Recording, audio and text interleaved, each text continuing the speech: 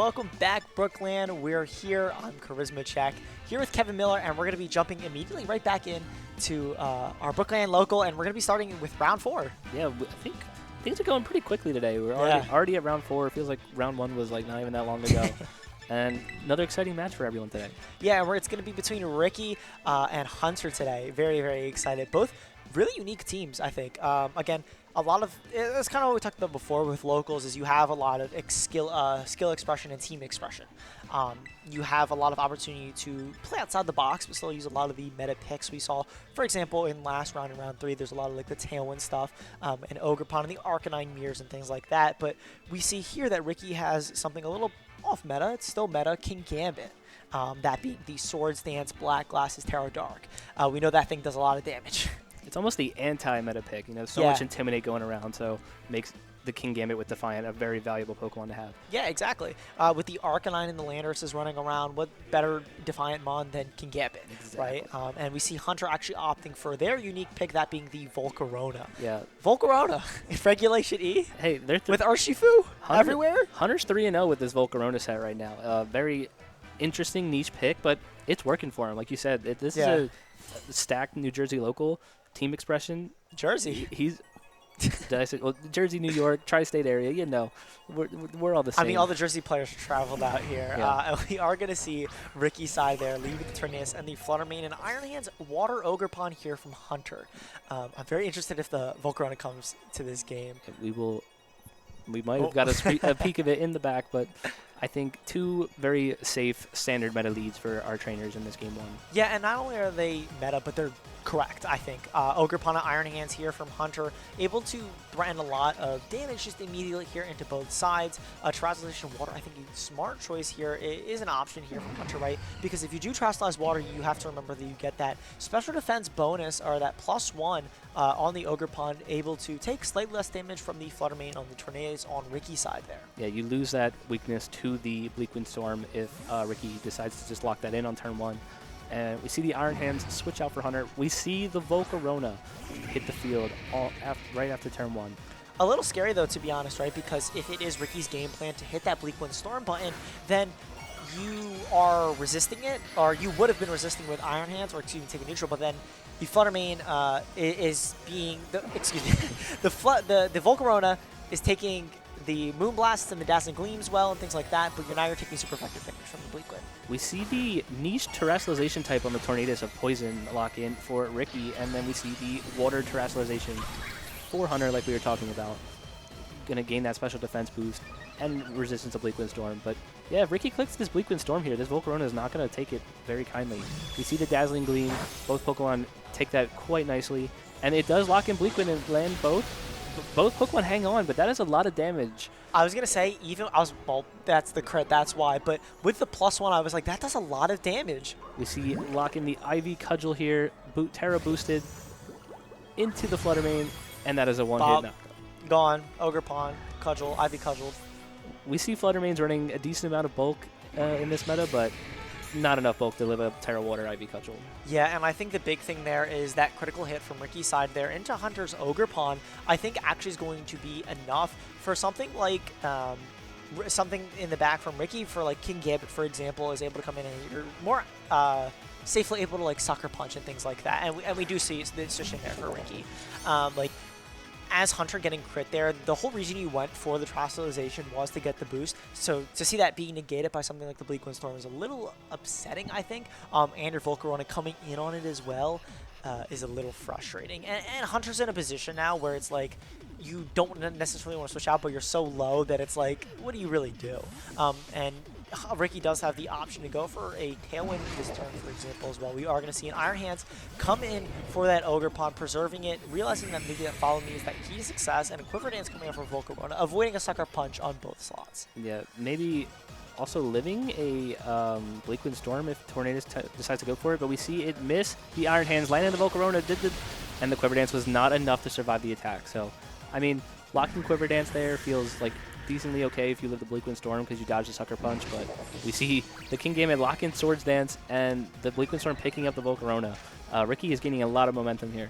Yeah, I think Ricky realizing that turn that you don't necessarily have to go for a Sucker Punch because you have access to the Swords Dance on the King Gambit, and the King Gambit's not really taking much from the Ogre Pawn, and you know, hey, if I hit my Bleak Wind Storm, the Volcarona is going down anyways. But very important that turn as well, the Volcarona is actually faster than the Tornadus. So if there is an awkward position where, you know, you do miss a Bleak Wind Storm, you're able to fire off your attacks first with Volcarona. And if you get a Quiver Dance, you know, if you get 2 or 3 off, you're able to outpace or chain this under.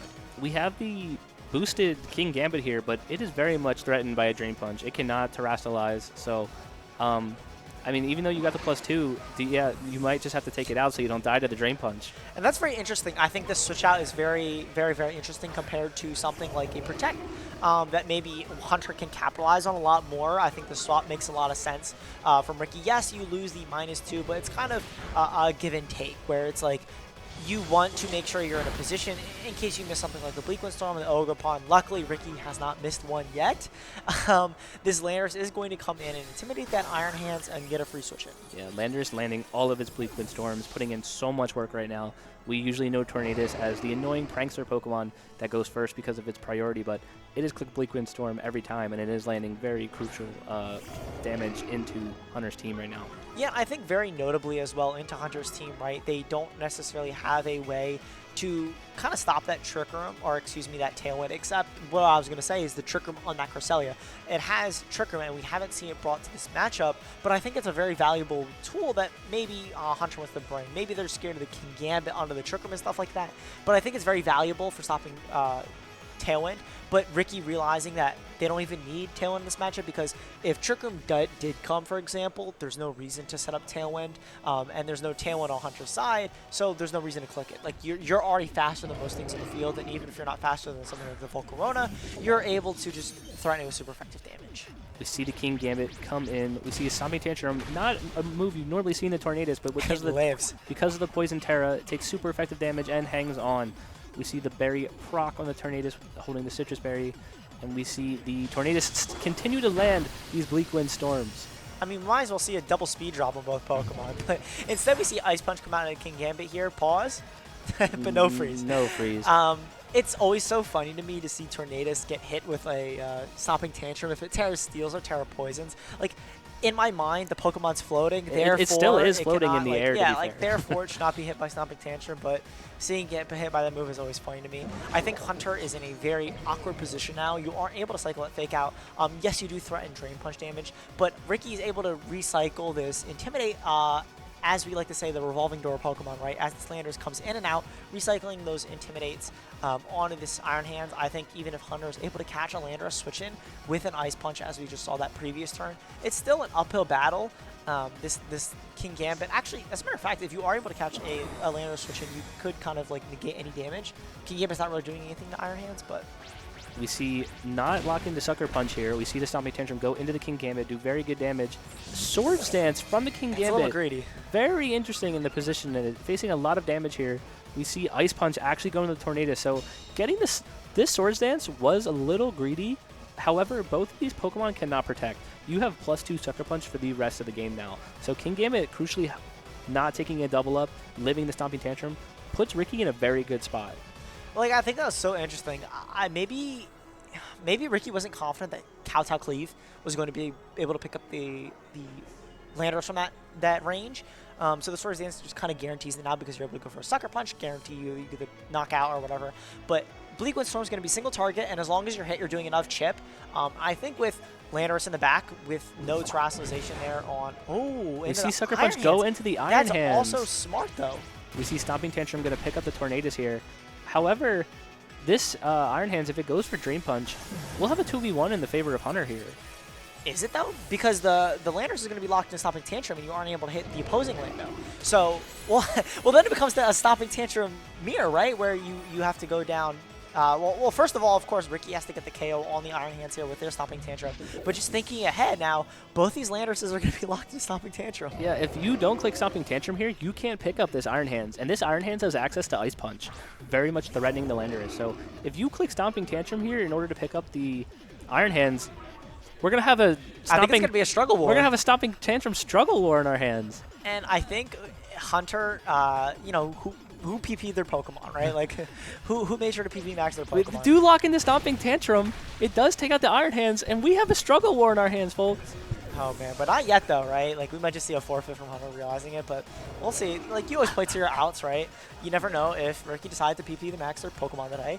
The Landorus though is going to be we are going to see a forfeit from Hunter, realizing that they have less Stomping Tantrums just because they've gone for it more in this matchup. And game 1 is going to go to Ricky. Very well played from Ricky though. Yeah, I kind of wanted to see the Stomping Tantrum Struggle Fest, but fair enough, the Hunter not doing that to everybody. But I kind of wanted to see it. But I really like that end game that Ricky played there is this going for the Sucker Punch into the Iron Hands. I think that's what the Swords Dance was playing for. They were playing for damage into the Iron Hands. They don't necessarily see super effective, even though it's a resisted hit. It's just damage into the Iron Hands to get into that range of the Stomping Tantrum, because I think it would have maybe missed the KO if they didn't go for that Sucker Punch to offset the Drain Punch as well. Yeah, after the Drain Punch recovery, Stomping Tantrum might not have picked up, and then you face down the Ice Punch from the Iron Hands, and it's a scary game for Ricky. But playing into that win con of the Stomping Tantrum mirror when you have more Stomping Tantrums is a very unique win con that we don't see very often. Yeah, and I think that Poison Terrestrialization, I think that's where kind of Hunter really excelled that game 1, is forcing that Terrestrialization out of the Tornadus into that Poison, right, because you are threatening with Ice Punch, with Wild Charge. Because normally, if you're a Tornadus player, right, and you have Landorus in the back, a good play is you can pivot out your Tornadus for the Landorus, right, and you don't get any damage affected from the Wild Charge. But now, if you're on Ricky's side, you have to consider the Ice Punch, because if you get that turn wrong, that could just be a KO in your Landorus. Yeah, a lot of Iron Hands off for the Heavy Slam option on that Pokemon. Obviously, it threatens Flutter Mains very much and able to pick up 1 KOs. But, you know, Wild Charge does a lot of damage, too. I mean, you take the recoil, but having Ice Punch for Pokemon like Landorus and Tornadus that are so... Well, I guess you click Wild Charge into Tornadus, but yeah, having Ice Punch for Landorus is such a very cool meta call, and it's working for Hunter so far. Yeah, again, they're both 3-0 with these teams, and I'm very curious to see how both players will adapt into this game, too. I think Hunter's game plan, that turn 1 really kind of set them behind, I think. That Volcarona coming in and taking that Bleak Wind Storm really wasn't what Hunter wanted positioning-wise. Both players seem to have a lot of courage to be able to click these setup moves, too. So I really hope that's something that both these players consider going into this game, too, as well. We saw Hunter go for the Quiver Dance, and we saw Ricky go for the Swords Dance. Both these players kind of leading into their setup options, and I'm very curious to see how it's going to play into the game too. Yeah, I mean, I guess Hunter feels a little safe switching that Volcarona on turn 1. I mean, I feel most of the time Tornadus clicks a support move on turn 1 rather than the Bleak Wind Storm, but you know, Ricky realizing that Tornado Storm does a ton of damage here. And I'm not really feeling threatened. Let me get the chip damage down, and I feel like it really worked for him, but Hunter just ended up getting that little momentum towards the end game. And not only does it do a lot, like momentum-wise, right, the Tornadus, but it just does a lot of damage, as you said. Or excuse me, you said damage, but it has a lot of momentum as well. You're able to just kind of chip, as we kind of talked about before, with the spread moves. That's kind of where they really excel. Is you're able to just do that chip damage. You're able to just spread the Bleak Wind Storms as long as you hit them, and you know there's a chance to get the -1 as well. But we are actually going to see a change in leads from both players here. From Hunter's side, we are going to see the Landorus and the Qianpao very offensive lead. That Swords of Ruin allowing the defense of all the Pokemon on the field to be lower, and Ricky here leading off with Landorus and Urshifu, another also offensive lead. Yeah, intimidates on both sides. However, we know Urshifu doesn't care. Urshifu doesn't care if it clicks Surging Strikes, which you may feel it's tough to click Surging Strikes in this moment when you know what Water Ogerpon's in the back. So we see Landorus switch out on Ricky's side into the King Gambit. Very bulky piece here to switch in. I really want to see if we see a Surging Strikes here. We see the Qianpao switch. Is it the Water Ogerpon expecting a Surging Strikes into that spot? And it is. We see the Ogerpon swap in. Did Ricky call the right target? Oh, we see Urshifu just detect. Played safe. I think detect's smart from Ricky there, right? Because why make a unnecessary 50-50 turn 1? You have the safe play to just go for protect. And on top of that, right, the Landorus is going to be Scarfed. So if it does decide to lock in for something like a Terra Blast to outspeed your Urshifu, you have the option if you are Ricky now, okay, I can reposition now. Yeah. The Iron Hands coming out here, the Lando actually opting to U-turn there was super smart from Hunter as well, being able to position. And again, this is really where these teams like to shine is, even though you have the Tailwind on, for example, the Ricky side, you still want to be able to position your Pokemon. And I think King Gambit coming in here is a little scary against Iron Hands, but you know, knowing Ricky, they might just click Swords Dance again. Yeah. They might not care. We talked about King Gambit being this anti-meta pick to deal with all the Intimidates, but when those Intimidate teams can just swap in their Iron Hands and threaten the Drain Punch damage, it really scares King Gambit out here. He's not in a good position. We see the Urshifu switch out back into the Landorus, recycling Intimidate here. I think that's a very safe play from Ricky here. And we'll see what this King Gambit opts to go for. And the thing, too, is I think the King Gambit... Oh, a double swap there from Ricky, and we are going to see their final Pokemon. It's going to be the Tornadus. A pretty good switch in if you're expecting the Drain Punch into that slot. We see the resistance, but it's actually just a fake out. Torn takes that obviously pretty well, and we see Ivy Cudgel also into that slot, doubling up on the switch, and Torn takes it pretty well, considering. I like that play a lot from Ricky. I think the Tornadus, you're fine with trading your Citrus Berry for that HP. You're able to get your Landorus in for free, no damage at all, and now you're threatening Stopping Tantrum, Terra Blast, and Hunter has to make a few choices here to kind of really weigh what they want to take damage, because something's taking damage here. 100%. And Ricky can opt for just a control speed for the rest of the game here with the Tailwind, or like he's shown in the past sets, just chip things down with Bleak Wind Storm. Yeah, exactly.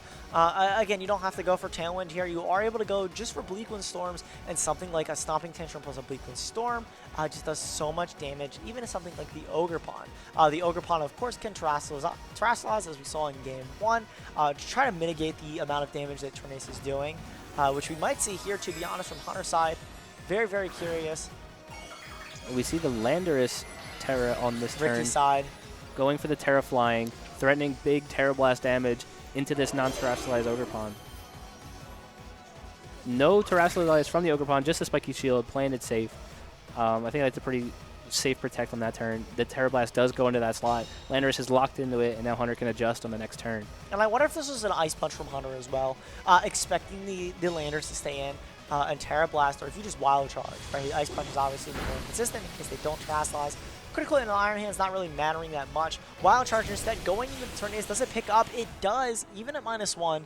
Very, very, very, very good information for Hunter. Yeah. Now this Recoil plus Bleak Wind Storm crit does add up a little bit. Does put this Iron Hands in a vulnerable position, in perhaps maybe from a Surging Strikes here from an Urshifu. That move does so much damage. Yeah, so I'm very curious of why Ricky's bringing King Gambit. I think I would be so scared looking at a Volcarona, an Ogerpon, and Iron Hands, and the Chien-Pao and all those boosts. Like, a King Gambit feels really rough to position in this game. However, this Iron Hands is protected from Surging Strikes as long as Follow Me is on the board from this Exactly. Ogerpon. I don't think Ricky can click that move safely, risking just it being redirected and healing up this Ogerpon. Because a lot of players, right, into Landorus and Chien-Pao, they want to bring Urshifu so you can Surging Strikes either target and you're usually getting a KO. But with Ogerpon, a lot of them have opted for Swords Dance, but this one actually has Follow Me, like you said before, and you're able to redirect those Surging Strikes, which is so big. And you are able to go for turns like this where you're Hunter and you're able to switch in your Landorus, because there's no way Ricky's going for a Surging Strikes in your Ogerpon. Surely not, right? We see the Terra Blast from the Landorus go into the Iron Hands at -1. Surging Strikes double up in that slot. Instead, it's a close combat. And it's enough to pick it up.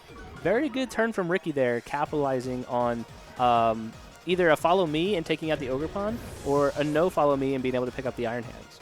Yeah, really well played from Ricky there, and I think now King Gambit looks a lot better. Yeah, now that Iron Hands is gone, this King Gambit can come back in and do what King Gambit likes to do. Set up, click these very strong dark moves into Pokemon that don't resist. Yeah, and now the wall, like, the wall that is Iron Hands is gone. And the Chien-Pao comes in here, and Landorus, having no lock move yet, gets to choose a new move to lock in from now on into Ricky's team here. I'm very curious of what they think is the most optimal move to lock. Something like Rock Slide is obviously an option. They have their Terrasilization still, so something like a Terra Blast is also viable. There's lots of different positioning or options here from Hunter. I was going to say, though, that Ricky has a lot of positioning options as well. Yeah, this Landorus is also in a on Hunter's side, very in an interesting position. Like, in normal matchups, you want to switch in and out and recycle your Intimidate, but having King Gambit in the back, it's very risky having to recycle Intimidate later. I think this Landorus just has to stay on the field, and Ricky might be able to take advantage of that. And that's kind of what I was saying before, is you want to pivot your Chien-Pao out instead, because you want your Landorus to be staying on the field and doing damage. If you switch it out, you're number one not intimidating Urshifu. Yes, you're stopping it from close combating, but everything on the rest of your team now is losing your Surging Strikes. minus Ogre Pawn. And this Landorus Terraflying Terra Blast is going to hurt. For sure. We see Hunter lock in the Terraflying Terra Blast. And does this go straight into the Urshifu for the knockout here? No, we see it target into the King Gambit. King Gambit takes it pretty well. It is a resisted hit. We see that is a critical hit. I was going to say, it took a lot more than I would have thought. A Surging Strike's going into the Landorus slot here. I think Ricky realizing that the Landorus can't switch out, very confidently clicking Surging Strikes in that slot, knowing that it most likely will live with that Terra flying and no Sword of Ruin. But the Landorus, it's kind of done with damage. And the fact that Urshifu is at full still and hasn't taken a Terra Blast that turn, it's kind of big. Yeah. Now, I feel like Hunter's in a very disadvantageous spot here. I feel like Ricky can freely switch out this Urshifu back out and just preserve it while it's not. It does not want to be in front of the Ogre Pawn here, especially after clicking a close combat into the Iron Hands earlier. So I think Ricky has all the momentum here. I mean, of course, there's still a way for Hunter to play around this, right? Water Ogre Pawn does do pretty well into the Urshifu. If you're able to get off like a Horn Leech into it, you have to remember the Urshifu was -1 before it swapped out this turn, that being into the Landorus. Getting another Intimidate drop onto the opposing Landorus, super, super important. Just so this Terra Blast hurts just a little bit less into the Lando. The Ogre Pawn is still going to hurt, though, depending on what it opted for. If it was that Horn Leech, not so much, but if it did opt for the Ivy Cudgel, it's going to do quite a bit of damage. We do see the Ivy Cudgel go into the King Gambit, but after the Intimidate, takes it pretty well. We see the Kowtow Cleave into this Landorus, picking up the KO. Yeah, no critical hit there on the Ivy Cudgel. Kind of bailed Ricky out there. I think if Ricky had something like that Ivy Cudgel crit, that could have been a little bad for King Gambit, but luckily that didn't happen. Chien-Pao Ogre Pawn being the last two Pokemon here for Hunter. Down there, the last two Pokemon, excuse me. Ricky is in a pretty good spot. The Urshifu is at full. The Landorus just came in, threatening Terra Blast. It does a lot. It has a lot of potential to do a lot of damage. I feel like there's a lot of Sucker Punch mind games on the board here. Ricky could obviously take out Chien-Pao's Focus Sash with a Sucker Punch, but Chien-Pao could go for Sucker Punch itself, and then the King Gambit Sucker Punch will fail. So a lot of mind games on this turn. Yeah, but what are you really going for Sucker Punch for? Because you're lose your King Gambit, I guess. But I think if you are Ricky in the way they've played as well, they might just go for Protect. It seems this game they kind of realized how their game one went, and it was a little scary with their pluses and minuses in terms of setup. But I think now they've been protecting every other turn, making really good swaps. We see a Chien-Pao fail the Sucker Punch. Is this a Swords Dance maybe, or a Cudgel? Does it pick up the King Gambit? And it does with the critical hit. I don't think the critical hit mattered. With the Sword of Ruin, defense drop guarantees pretty much the KO on the King Gambit. And I think that was well played from Hunter, realizing that I'm either going to sucker you and you're going to lose your Pokemon, or I'm going to Ivy Cudgel you and lose your Pokemon. We do see the Landorus come in from Ricky's side here. Again, threatening that Terra Blast, but not clicking it just yet. Getting another Intimidate off here, and Urshifu and Landorus are going to be Ricky's Pokemon here of choice. Yeah, Landorus now recycles another Intimidate, is the fastest piece on the board, isn't too threatened by a Sucker Punch again. So I think very good job for Ricky recycling Intimidate, getting Landorus in a good position. We see the Spiky Shield from the Ogre Pawn, maybe expecting a Terra Blast into that slot. But Terra Blast actually goes into the Chien-Pao. Ricky calling the Protect. We see Terra Blast go into the Chien-Pao, knocking it almost down to his Focus Sash. And we see Ice Spinner go into the Landorus. Does it pick up? It does pick up. Yeah, that's really unfortunate. I think what I would have liked to see Ricky that turn, if you are going to call the Protect on the Ogre Pawn, I think you go for Aqua Jet. You would have gotten the KO on the Chien-Pao, and you would avoid the Ice Spinner, and you would have been able to win the game. But because you opted for the Surging Strikes, you move after Chien-Pao, and the Chien-Pao, even though it's at -2, is still super effective damage against Orlando. Yeah, for sure. We see it still pick up the Chien-Pao with the Surging Strikes, but I think Horn Leech here could secure this game for Hunter despite the Intimidate drop. I think Horn Leech always guarantees you this game, barring a close combat hit and the fact... That does not do half, but the close combat will... The close combat's going to... I think with the defense drop, this does secure the game for Hunter. Obviously, of course. You can't Aqua Jet into the Ogre Pawn with its ability. I mean, you can. It'll just heal the Ogre Pawn, but... And we see Horn Leech lock in, take up the KO, and we see Hunter take this. So I think with that close combat roll, I think if the Urshifu was faster than the Ogre Pawn somehow, some way, I think we would have had a end game where Ricky wins that. But I think Hunter played that excellently, having the Chen Pao and the Landers both come out and lead. They're just asserted so much pressure into the team. Yeah, I think Hunter just showed very comfortable in this matchup. I think Iron Hands did very well in this matchup. I think that's been like the theme of today so far. Yeah. Iron Hands is just that Pokemon that fits in most matchups. So bulky and it's just positioned well with, especially with Ice Punch in this set. I think Ice Punch was a really cool call for this tournament for Hunter and really helped him win this set. And it's very threatening as well, as Ricky's team has the King Gambit, and I think it's very interesting that they've brought it both games. In game one, it kind of worked, right? You were able to get that end game. Thanks to the Swords Dance, you were able to secure that end game. But in game two, it didn't feel like it did as much. Yeah, I mean, despite Hunter bringing the Landorus both games, I feel like Ricky wasn't able to position King Gambit in a way to take advantage of that. And then it was just, like, without the boost from the Defiant, it just didn't seem like it was doing the damage it needed, and it was just highly threatened from everything on Hunter's team, especially the Iron Hands. And even when he got rid of the Iron Hands, Hunter still had enough damage to take it out in the end. Yeah, absolutely. And I think, like, Ricky has a lot of positions where he's able to win the game or kind of turn the tides in his favor. And Hunter has very clearly identified those win cons on both sides, and I think has played around that really well. So seeing them adjust, realizing, okay, Volcarona took way too much for Bleakwind.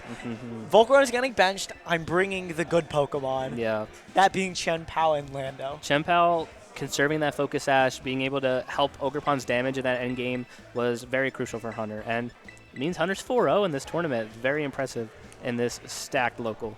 Yeah, absolutely. That is going to be it there for our round 4. Congratulations to Hunter. And we're going to go to break. Yeah, we'll be back.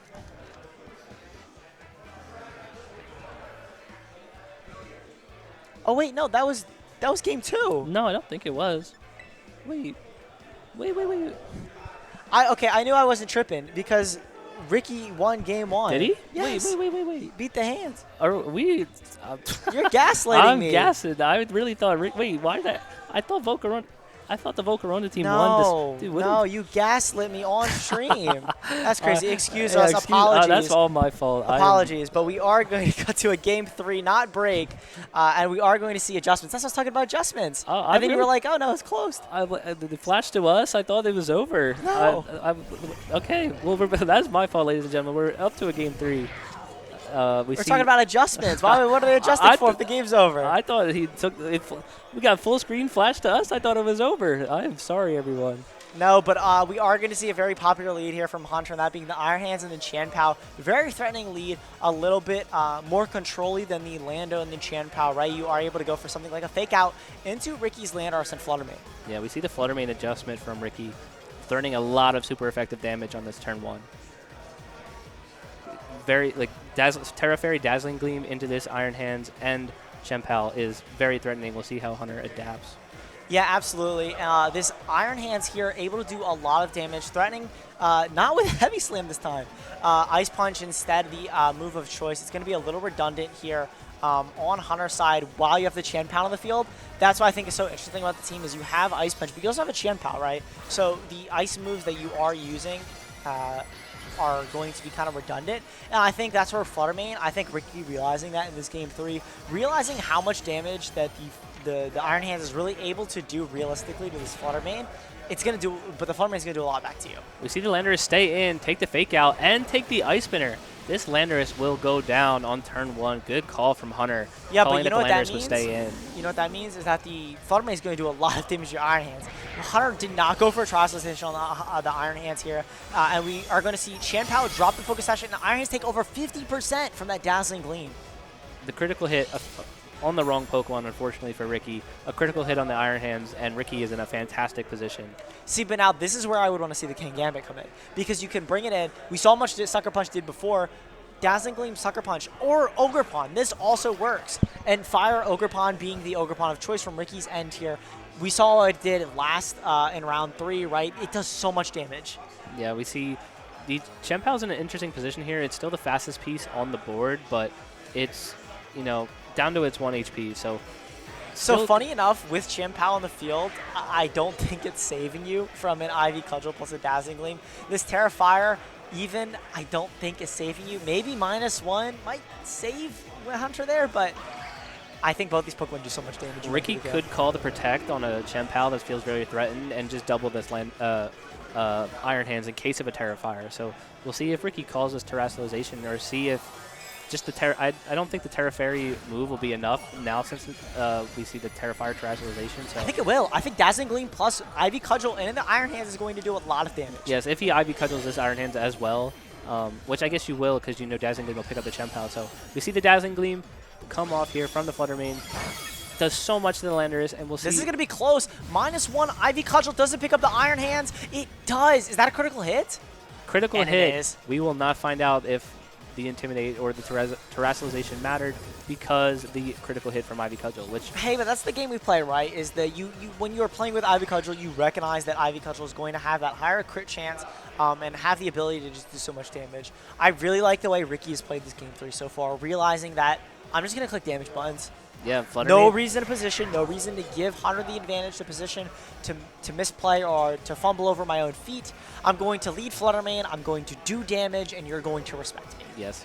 I mean, Hunter does have the notable speed advantage here with both these Mons, but he might have just have taken too much damage. And we see the Follow Me from Fire Ogerpon protecting this Flutter Mane for another turn. This Flutter Mane, if it doesn't get flinched by this Rock Slide, will have a With really... a Rock Slide, there is a way. Critical hit as well. We see Ice Spinner go into the Follow Me Ogerpon. It will take it out. Will this Flutter Mane get flinched? Oh, man, this actually changes if they do. We see the Flutter Mane get the Dazzling Gleam off, and we'll That's take out huge. both Mons. Very huge from Ricky to not get flinched there. That is... Flinch changes the game right there. Yeah, and we know, well, from our POV, right, we know Hunter has that Water Ogerpon in the back. I wonder what Ricky's reaction is going to be and what Ricky has in the back. If it's Urshifu in the back, because it is slower, there is a world where Hunter can win. But like the thing is Hunter has burned their Terrestrialization on the fire, so there isn't even a world where they can get the +1 Spadef and maybe take less damage from this Flutter Mane. It's doing so much, and I agree with this play here. You have to hope that your Ogerpon is faster than the Flutter Mane, which we already knew it wasn't. This Dazzling Gleam, single target, does so much. Is this a Sucker Punch? No, not even, we don't even see a Sucker Punch. Just a Kowtow Cleave maybe into this Ogerpon to seal the game. Yeah, very nice for Ricky. Finally getting to use the King Gambit. It conserved it well, did so much damage with his Flutter Mane, and this King Gambit should be able to pick up the match for Ricky. Yeah, absolutely. And Kowtow Cleave coming down into Hunter's Ogerpon, and Ricky is going to take the set 2-1, not 2-0. Yeah, I apologize, 2-1 Ricky. in round 4 here at the BrookLAN local. Yes, very nice from Ricky, although I did think Hunter won the game 2-0. I apologize. Really you had too good. much faith in Volcarona. Yeah, I really did. I thought just Volcarona was the difference maker, I guess. I don't know. But it's the anti-meta pick. That King Gambit that actually was the star of the show actually came to all 3 games there. Very surprised to see it in all 3 games, to be honest. But the way Ricky played it kind of convinced me near the end there. Yeah, he trusted in it and maybe wasn't able to position it as he wanted in both of the earlier sets. But having it in the back, neutralizing it, the things that damage it, was a very good endgame mon for Ricky in that scenario. So very good job from Ricky for trusting in King Gambit. And I think the way Ricky played it as well is how King Gambit was kind of supposed to be played in that matchup, I guess, if you play it correctly, right? Is the King Gambit comes in and it's a sweeper. There's no reason to set up a sword stance. Like, there's no reason to get fancy, right? You bring King Gambit in as the last piece, as nothing's able to break it. There's no fire pawn staring you down. It's just the Water Ogerpon. You're able to do damage back to it when the King Gambit's in position like that, and it just kind of seals the game. Yep. But congratulations to Ricky. Congratulations to Hunter as well for also going 3-0. They're 3-1. They still have a chance to make it back in this bracket here. We have 2 more rounds of Swiss. We're going to be back, though, after a quick break. Hopefully you've been enjoying the stream so far. We'll be back with the BrookLAN local in just a little bit.